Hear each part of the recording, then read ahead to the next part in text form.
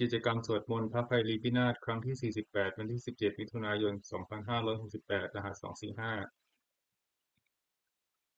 ข้าพเจ้าขอถวายเสียงสวดสาธยายพระสูตรพระปริตรและมนต์ต่างๆถวายเป็นพุทธบูชาธรรมบูชาสังฆบูชาและอาจาริยบูชาและครูบาอาจารย์ทั้งหลายขอจิตของข้าพเจ้าจงตั้งมั่นมีสติระลึกได้มีสมาธิจดจ่อในอักขระพยัญชนะในบทสวดอย่างต่อเนื่องด้วยเถิด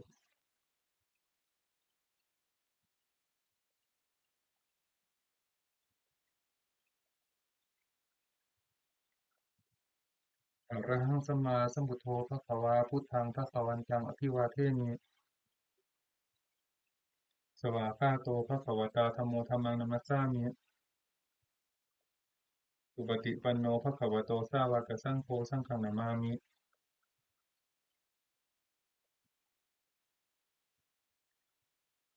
บทบูชาพระไพรีพินาศอรหังสัมมาสัมพุทโธสุติรังปรินิพพุตโตกุเนหิทระมาโนทานิปารมิหิเดทิสติยาวะชีวังอหังพุทธังธัมมังสังฆังสรณังกัตโตปูเชมิรัตนัตยังธัมมังจารามิโสทินาโอสถชุมนุมเทวดาสัมมันตาจักรวาเลสุอัตราคัจฉันตุเทวตาสัทธัมมังมุนิราชสัตุนัสตุสัคขมุขทังสเคคเมจรูปเปคิริสิขารตเตจันตริเควิมาเนทีปิรเทจคาเมตารุวนาคหาเนเคหาวัตุหิเคเตภุมมาจยันตุเทวาชาลาธารวิสเมและกขันธพานาคาติทันตาสันติเกยังมุนิวะระวจนังสาทโวมิสุนันตุธรรมสวนาการโลอายัมพัทันตาธรรมสวนาการโลอายัมพัทันตาธรรมสวนาการโลอายัมพัทันตา นะโมตัสสะภะคะวะโตอะระหะโตสัมมาสัมพุทธัสสะนะโมตัสสะภะคะวะโตอะระหะโตสัมมาสัมพุทธัสสะนะโมตัสสะภะคะวะโตอะระหะโตสัมมาสัมพุทธัสสะพุทธังสรณังคัจฉามิธัมมังสรณังคัจฉามิสังฆังสรณังคัจฉามิทุติยัมปิพุทธังสรณังคัจฉามิทุติยัมปิธัมมังสรณังคัจฉามิทุติยัมปิสังฆังสรณังคัจฉามิตติยัมปิพุทธังสรณังคัจฉามิตติยัมปิธัมมังสรณังคัจฉามิตติยัมปิสังฆังสรณังคัจฉามินัตถิเมสรณังอัญญังพุทโธเมสรณังวรังเอเตนะสัจจเชนะสุทิเมโหตุสัพพทา นัตถิเมสรณังอัญญังธัมโมเมสรณังวรังเอเตนะสัจจเชนะโสติเมโหตุสัพพทานัตถิเมสรณังอัญญังสังโฆเมสรณังวรังเอเตนะสัจจเชนะโสติเมโหตุสัพพทาบุสติรัตนปนามคาถา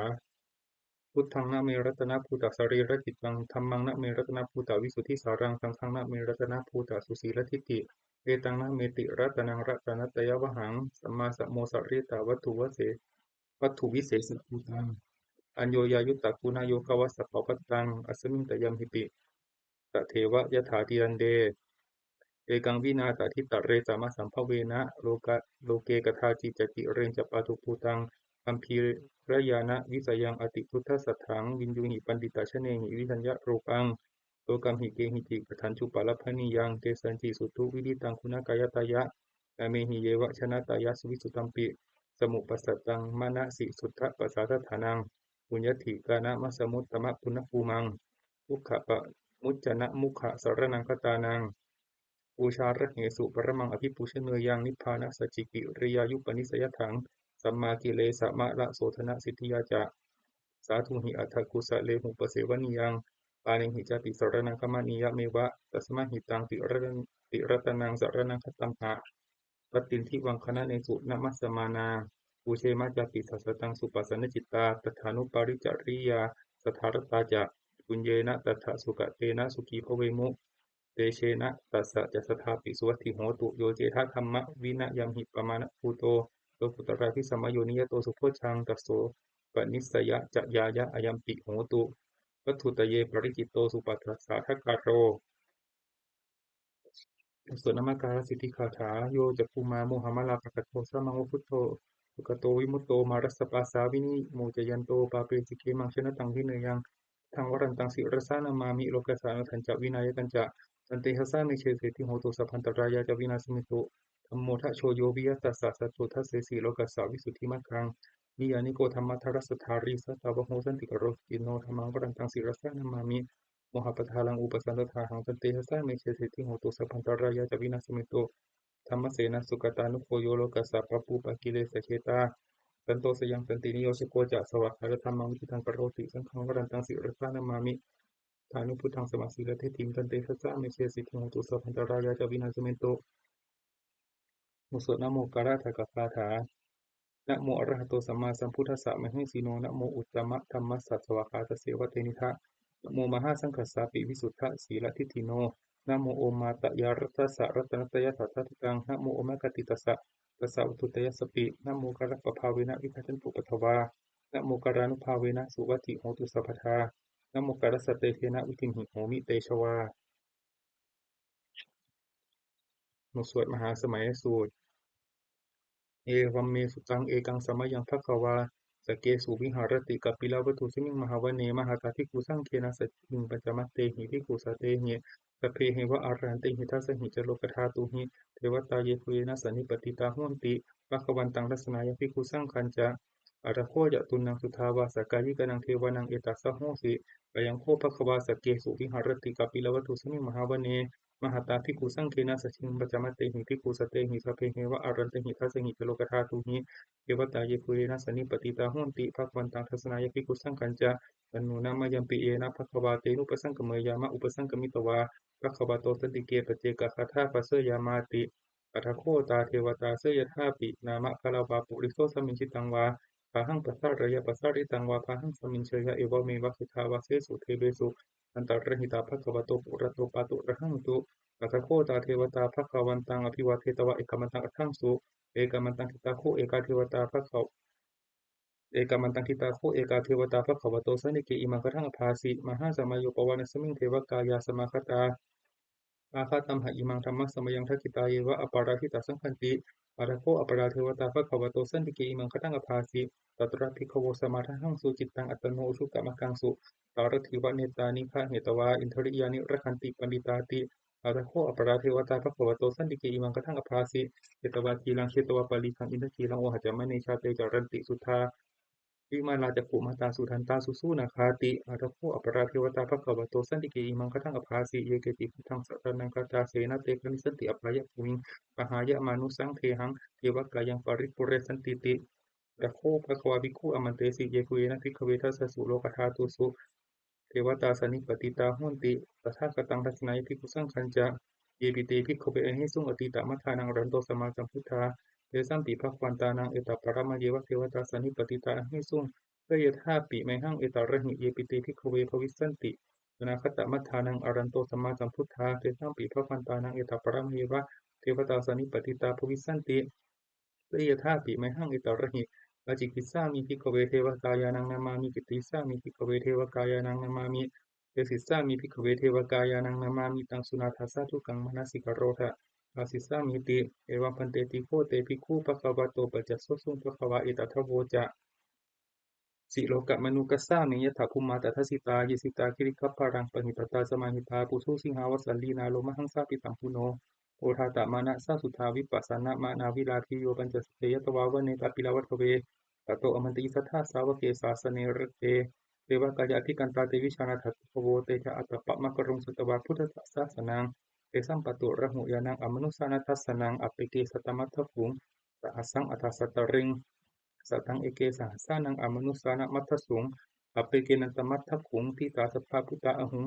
สัญจสัพพังอภิญญายะวะวะกิตวานะจักขุมาตโตอมันติสัทธาสาวะเกสาสเนรเตเทวะกายาธิกันตาเตวิชานาถภิกขโวเยโวหังกิติสามิทิระหิอนุปุปโสสัตตสหัสสะวยขาคุมาคาปิลาวัฏวาอิทิมันโตชุติมันโตวันนาปินโตเอสสสิโนโมทามานาภิกามุขภิปุรังสมิติงวนัง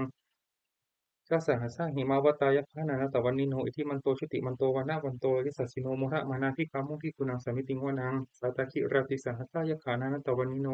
อิทิมันโตชุติมันโตวานาวันโตยสัสสิโนโมหะมานาภิกขามุขภิกุณังสมิติงวนัง อิเจเตโซลาสสหัสสายพานานัตตปนิโนอิทิมันโตชิติมันโตวันนาวันโตยัสสสิโนโมทะมานาทิกามุงทิกุนังสามิติงวนังเวสามิตาปัญจสัตตายพานานัตตปนิโนอิทิมันโตชิติมันโตวันนาวันโตยัสสสิโนโมทะมานาทิกามุงทิกุนังสามิติงวนังคุมพิโรราชาคิมิโกเอปุลลสานิเวสนังพิโยนังสตตาสหัสสังยขานังปยิรูปัสสติกุมพิโรราชาคหิโกโสปะคะสามิติงวนังปุริมันจติสังราชาทัตตระโทปัสสสติ สันทัพพานังอธิปติมหาราชายสสสิโสปุตตาปิตัสสะพังหาโวอินทนามามหาพลาอิทิมันโตชิติมันโตวนะวันโตยสสสิโนโมทะมานะภิกามุงภิกขุนังสมิติงวนังทักขินันจะทิสังราชาวิรุณโหตปัสสาสติกุมพันดานังอธิปติมหาราชายสสสิโสปุตตาปิตัสสะพังหาโวอินทนามามหาพลาอิทิมันโตชิติมันโตวนะวันโตยสสสิโนโมทะมานะภิกามุงภิกขุนังสมิติงวนังปัจฉิมันจะทิสังราชาวิรุณโหตปัสสาสติ นาคานังอธิปติมหาราชายสสสิโสปุตตาปิตถาพหาโวอินทนามามหาพลาอิทิมันโตชติมันโตวันนะวันโตยสสสิโนโมทะมานาธิกามุขิกุนังสามิติงวนังอุตรัญจทิสังราชากุเวโรตัสสะสติยัคขานังอธิปติมหาราชายสสสิโสปุตตาปิตถาพหาโวอินทนามามหาพลาอิทิมันโตชติมันโตวันนะวันโตยสสสิโนโมทะมานาธิกามุขิกุนังสามิติงวนัง ปุริมาทิสังคตรัตโถทักขิเนนะวิรุณหโกปัจฉิเมนะวิรูปโภเวโรอุตรังทิสังตารโตมหาราชาสัมมันตาจตุโรทิสาดดัลลามานะทังสุวรรณีกาปิลาวัฏเวเตสังมายาวิโนทัสสะอาคูวัญจนิกาสถามายากุเตนดุเวเตนดุ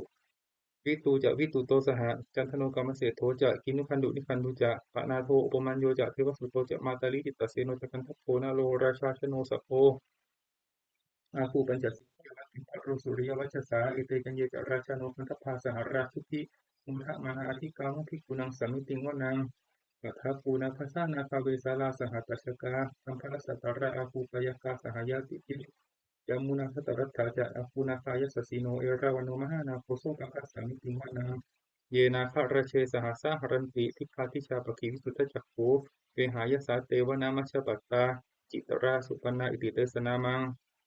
พยัญตทานาคราชานามาสิสุปนโตเขมามัคลาสิพุทโธสันหหิวาจาหิอุปวะหายันตา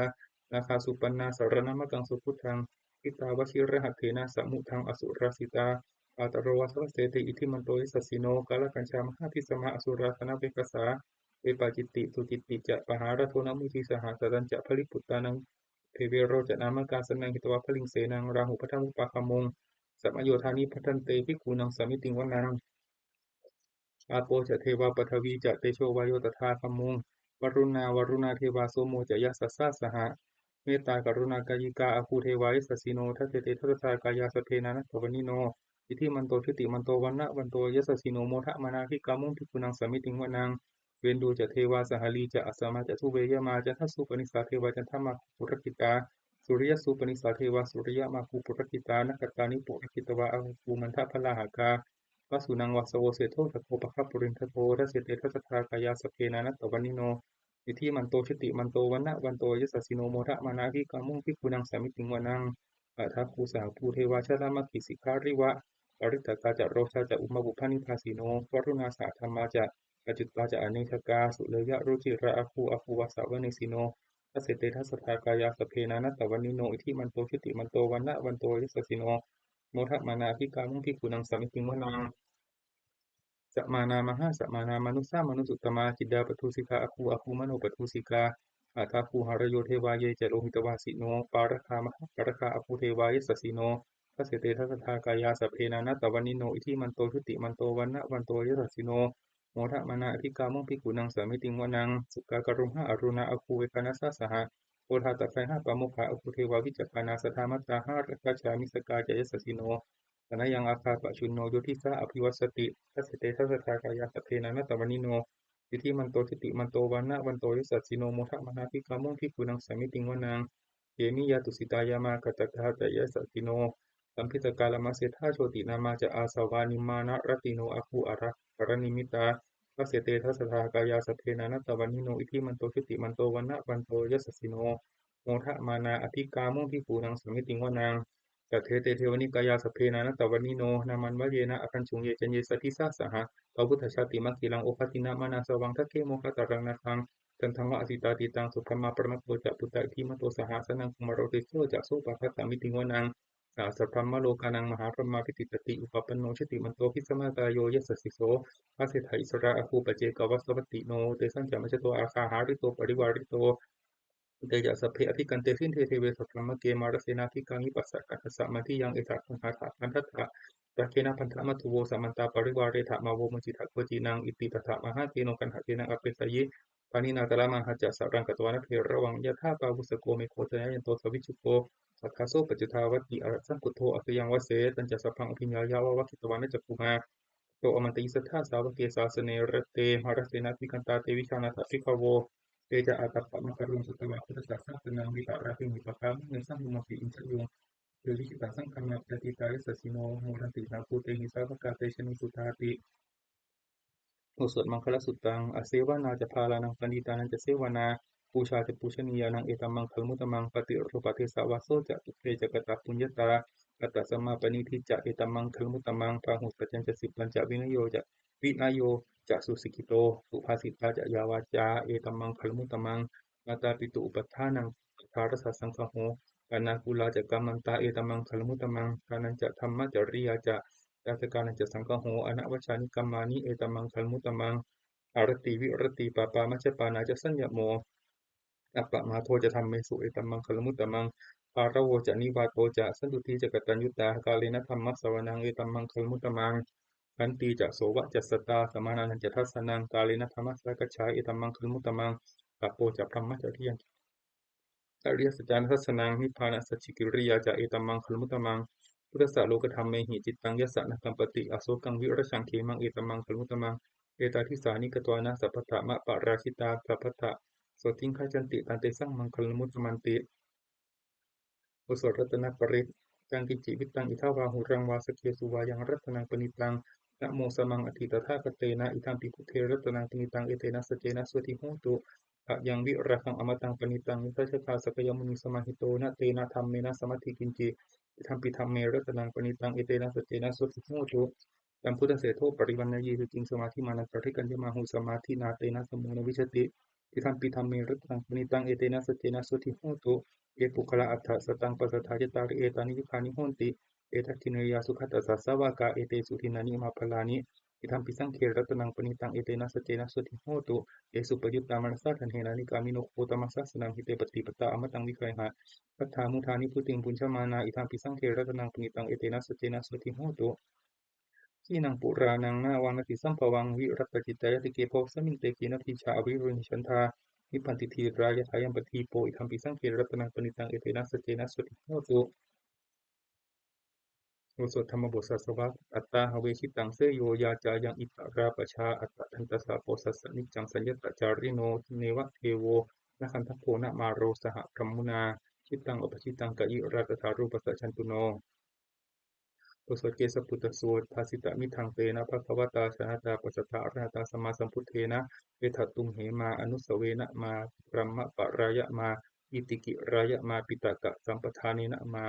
ตกะเหตุมานยขังเหนะมาอาการะปริอิตเกนะมาทิฏฐินิชานขันติยามาปรุปตายะมาสมโนโนคารุยัตถาตุเมเหอัตตนาวชาเนยถาอิเมธัมมาอกุศลาอิเมธัมมาสาวัชชา อิเมธัมมาวินยูคารหิตาอิเมธัมมาสมัตตาสมาธินาอหิตายะทุกขายะสังวัตันติปัตตุเมเหปัชชะเหยยะถะยะถาตุมเหอัตตนาวชาเนยยะถะอิเมธัมมากุศลาอิเมธัมมาอนวัชชาอิเมธัมมาวินยูปัสสทาอิเมธัมมาสมัตตาสมาธินาตายะกายะสังวัตันติอัตตุเมเหอุปสัมปชะวิหารยถาติสวดอุปเนยสูตร อุปนิยติชีวิตมัปปมายังชะรุปานิตัสสะนะสันติตานาเอตังพะยังมะระเนเปขมาโนปุญญานิกายิราคะสุขาวหานิอุปนิยติชีวิตมัปปมายังชะรุปานิตัสสะนะสันติตานาเอตังพะยังมะระเนเปขมาโนโลกามิสังปัจจเหสันติเปโคโยธากายเยนะสังยโมวัจายะอุทเกตัสสะตังตัสสะเปตัสสะสุขายะโหติตังชีวมาโนปะกะโรติปุญญังธัมโมหเวรคติธรรมจาริง ธัมโมสุจินโนสุขมาวหาติเอสานิสังโสธัมเมสุทินเนนะทุกขติงคัจจติธรรมจารีสัพเพสังขารานิจจาติยถาปัญญายปัสสติอัฏฐานิปินสติทุกเขสัมมโคสุทิยาสัพเพสังขาราทุกขาติยถาปัญญายปัสสติอัฏฐานิปินสติทุกเขสัมมโคสุทิยาเพธรรมาอนัตตาติยถาปัญญายปัสสติอัฏฐานิปินสติทุกเขสัมมโควิสุทธิยาอุสถอปนกชาดกอปนกถานะเมเกทุติยังอาหุตกิกาเอตทัญญายะเมทาวิตังคันเหยะอปนกัง พาหุงเวสรนังยันติปปตานิวนานิจะอารามรุขเจตยานิมนุสสาพยตจิตาเนตังโคสรนังเทมังเนตังสารนังกมังเนตังสารนัมากมังจะพันธุขาปมุจติโดยจะพุทธันจะธรรมันจะสังขันจะสารนังคโตจะตาริอริยสัจจานิสมปัญญายะปติขังทุกขสมุปปาทังทุกขสัจจติกมังอริยังจะทั้งที่ขังทุกผู้ปัสมคานินังเอตังโคสรนังเทมังเอตังสารนัมุตตมังเอตังสารนามากมังสัพพทุกขาปมุจติกุศลพัทเทกรัตคาถา อตีตังนาราคะเมยะนัปปฏิกังเขอนาคตังบุคคลไม่ควรคำนึงถึงสิ่งที่ล่วงแล้วไม่ควรมุ่งหวังสิ่งที่ยังมาไม่ถึงยะถะตีตังปะหินันตังอัปปัตตัญจะอนาคตังสิ่งใดล่วงไปแล้วสิ่งนั้นก็เป็นอาลัยไปแล้วสิ่งที่ยังไม่มาถึงก็เป็นอันยังไม่ถึงปัจจุบันนันจะโยธรรมังตัตถะวิปัสสติสังหิรังสังขุปังตังวิธามานุปโรหเย เพราะบุคคลใดเห็นแจ้งในธรรมปัจจุบันไม่งอนแง่นไม่คลอนแคลนในธรรมนั้นได้บุคคลนั้นพึงเจริญธรรมนั้นเนืองๆให้ปลุกปลงเถิดอัจเชวกิจจะมาตัปปังโกชัญญามรณังสุเวพึงทำความเพียรเสียในวันนี้แหละใครเราจะรู้ความตายในวันพรุ่งนั่งหิโนสังครันเตนะมหาเสนีนะมัจจุนาเพราะว่าความผัดเปลี่ยนกับมัจจุราชผู้มีเสนามากนั้นย่อมไม่มีแก่เราทั้งหลายเอวังวิหาริมาตาปิงอโหรัตตมะตันทิตังองเวพัตเตกรัตโตติสันโตอจิคเตมุนิติพระมุนีผู้สงบช่ำเรียกบุคคลผู้มีความเพียรอยู่อย่างนี้มีความเพียรไม่เกียจคร้านทั้งวันและกลางคืนนั่นแหละว่าผู้มีราตรีหนึ่งเจริญด้วยประการชนี้แล โอสถอภินหาปัจจเวคขณปาทะชราธรรมโมหิชรังอนัตติโตเรามีความแก่เป็นธรรมดาจะล่วงพ้นความแก่ไปไม่ได้พยาธิธรรมโมหิพยาธิอนัตติโตเรามีความเจ็บไข้เป็นธรรมดาเราจะล่วงพ้นความเจ็บไข้ไปไม่ได้มรณะธรรมโมหิมรณะอนัตติโตเรามีความตายเป็นธรรมดาจะล่วงพ้นความตายไปไม่ได้สัพเพหิเมปิเยหิมานาเปหินานาภาโววินาภาโวเราจะละเว้นเป็นต่างๆคือว่าเราจะต้องพัดพรากจากสิ่งรักของเจริญใจทั้งหลายทั้งปวงกรรมสิกขหิกรรมทายาโทกรรมโยนิกรรมพันธุกรรมปริสารโนมีกรรมเป็นของตนมีกรรมเป็นผู้ให้ผลมีกรรมเป็นแดนเกิดมีกรรมเป็นผู้ติดตามมีกรรมเป็นที่พึ่งอาศัย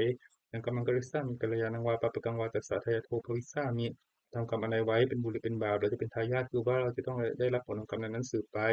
เอวังให้หิอภินทังปัจจเวคิตัพพังเราทั้งหลายควรพิจารณาอย่างนี้ทุกๆวันเถิดบทสวดเทวตาอุโยชนคาถาทุกขปัตตาจนิทุกขาพยาปัตตาจนิพยาโสกปัตตาจนิโสกาหงตุสัพเพปิปานิโนเอตาวตาจะอเมหิสัมปตังปุญญสัมปทัง สัพเพเทวานุโมทันตุสัพพะสัมปติสิทธิยาทานังทัทันตุสัทธายะสีรังรักขันตุสัพพทาภาวนาภิรตาหงตุพัชนตุเทวตาคตาสัพเพพุทธาภลปตตาปเจกนันจะยังพลังอรหันตานันจะเตเชนะระหังมาทามิสัพพโสบทสวด เทวตาปฏิทานาคาถายาเทวตาสันติวิหารวาสินิทุเปคะเรโพธิคะเรตหิงตหิงตาธรรมทานเนนะพวันตุปุชิตาสทิงกรณเตถาวิหารมันเดเลเทราจมัชฌานาวกาปิโคโวสารามิกาธนาปฏิอุปัสสกาขมาจเทสานิขมาจอิสราตันปานาภูตาสกิตาพวันตุเตชลาพุชาเยปิจอันดัสสัมภวาสังเสรชาตาอัทโวปปาติกานิยานิกังธรรมวารังปฏิจเตสัพเพปิทุกขสักกรณตุสังขายังธาตุจิรังสตังธโมธรรมธราจุคลาโคสังโฆโหตุสมัคโควะกายะเจหิตายะจะ อมเหรัคตุสัทธรรมโมสัพเปปิธรรมจาริโนวุติงสัมปปุเนยามะธรรมเมอริยปเวทิเตสวดสัพพปฏิทานาคาถาปุญญสิทานิกัสสะยานัญญานิกตานิเมเตสัญจภาคิโนโหนตุสตาหันตปมานากาเอปิยคุณวันตาจะไม่หังมาตาปิตาทโยทิถามิจาริทิถาวะอัญเยมัชตะเวริโนตาทิตันติโลกัสมิงแต่ภูมิมาจตุโยนิกาปเจกะจตุโวการาสังสรันตาภวะภเวแต่ตังเยปฏิทานามิอนุโมทันตุเตสายังเยติมังนปชานติเทวเตสังนิเวทยุง มายาคินนานะปุญญานังอนุโมทนะหิตุนาสัพเพสัตตาสัทธาหงตุอเวราสุขาสิวิโนเขมะปัตถันจะปะปุนตุเตสัสสะกิจจตังสุภาขอสัตว์ทั้งหลายให้มีที่สุดไม่มีประมาณจงเป็นผู้มีส่วนแห่งบุญที่ข้าพเจ้าได้ทำในบัดนี้และแห่งบุญทั้งหลายอื่นที่ข้าพเจ้าได้ทำไว้ก่อนแล้วคือชนเราได้ผู้เป็นที่รักผู้มีคุณมีมารดาและบิดาของข้าพเจ้าเป็นต้นที่ข้าพเจ้าได้เห็นหรือแม้ไม่ได้เห็นก็ดีและเธอทั้งหลายอื่นที่เป็นกลางหรือมือเว้นกันตั้งอยู่ในโลกเราทั้งหลายตั้งอยู่ในโลกอยู่ในภูมิทั้งสามอยู่ในกำเนิดทั้งสี่มีขันธ์ห้าและขันธ์หนึ่งและขันธ์สี่กำลังท่องเที่ยวในภพน้อยภพใหญ่เราได้ที่ทราบ การให้ส่วนบุญที่ข้าพเจ้าแผ่ให้แล้วขอสัตว์เหล่านั้นจงอนุโมทนาทานเองเถิดส่วนเราใดที่ยังไม่ทราบการให้ส่วนบุญของข้าพเจ้านี้ขอเทวดาทั้งหลายจงบอกแก่สัตว์เหล่านั้นให้รู้ว่าเหตุคืออนุโมทนาบุญทั้งหลายที่ข้าพเจ้าแผ่ให้แล้วก็ทั้งปวงจงอย่ามีเวรอยู่เป็นทุกข์เสมอเถิดและจนถึงทางอันเกษมเถิดขอความปรารถนาอันดีของสัตว์นั้นจงสำเร็จเถิด คืออนุภาพแห่งสัจจะอธิษฐานและอนุภาพแห่งความเพียรและอานิสงส์แห่งการบูชาพระรัตนตรัยด้วยการสวดสาธยายบทสวดมนต์พระสูตรพระปริตและพระคาถาเหล่านี้ขอความสุขสวัสดีจงมีแก่ข้าพเจ้าขอให้พ้นจากทุกข์ภัยทั้งปวงขอให้ข้าพเจ้าเจริญทั้งทางโลกและทางธรรมขอให้ทุกเทพเทวาทั้งหลายโปรดอนุโมทนาในการสวดสาธยายมนต์และธรรมะเหล่านี้เมื่ออนุโมทนาแล้วโปรดอำนวยอวยพรให้แก่ข้าพเจ้าและวัตถุมงคลพระกิ่งผลิตนาถโดยมูลที่สมเด็จพระญาณสังวรพระบวรนิเวศวิหารตลอดจนวัตถุมงคลทั้งหลายที่สร้างสิ่งสร้างขึ้น และเกียรติสร้างในอนาคตขอให้เต็มด้วยอานุภาพแห่งพระปริตรและคำมงคลในพระคาถาต่างๆขอจงสำเร็จสักสิ่งทุกประการเถิด